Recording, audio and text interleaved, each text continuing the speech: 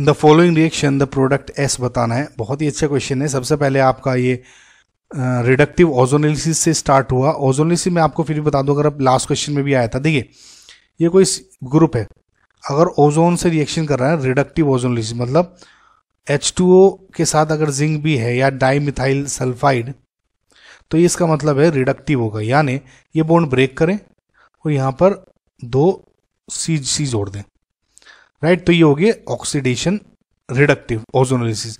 अगर यहाँ पे बेसिकली फॉर एग्जांपल ये नहीं है, राइट, ये H2O2 दे दें, तो अब क्या होगा, इसका रिडक्टिव ओजोनोलिसिस होगा। और अगर एग्जांपल में ये ले लूँ मैं, तो ये HH है, तो फर्दर ये भी ऑक्सीडाइज हो जाएंगे, OH में हो जाएगा, यानी एल्डिहाइड पे नहीं रुकता, सीधा कार्बोक्सिलिक एसिड पे आ जाते हैं। आई होप गाइज पता होगा, मेरी ओजोनोलिसिस की वीडियो देखेंगे तो समझ में आ जाएगा सब।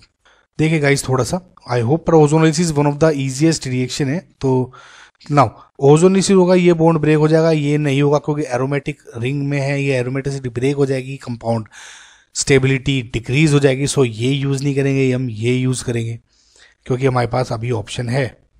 नाउ अगर मैं इसको ब्रेक कर देता हूं तो ये जुड़ गया, एक H ऑलरेडी यहाँ पे है, राइट, इधर H था ना। अगेन यहाँ पर आपने ये जोड़ा और H और यहाँ पर O। सो ये जो आपका कंपाउंड आपका आया, राइट। अगेन अब NH3 के साथ रिएक्शन कर रहे हैं। देखिए अब मैं आपको एक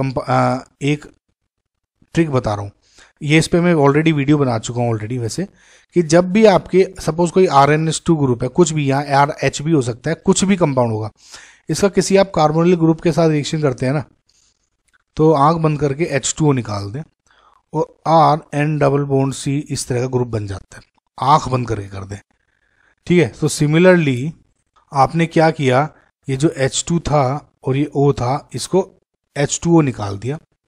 नाउ अब ये जो मेरा कंपाउंड बना कुछ इस तरह से बन जाएगा, ये H है यहाँ पर, राइट गाइज, H है इधर और इधर और इधर, इधर हो गया डबल बॉन्ड N, इस पे एक H ऑलरेडी लगा हुआ है और इधर जो है वो जुड़ गया आपका O एंड H, और ये हो गया एक H ऊपर बना देता हूँ फिलहाल, राइट गाइज, ये समझ में आ रहा है आपको।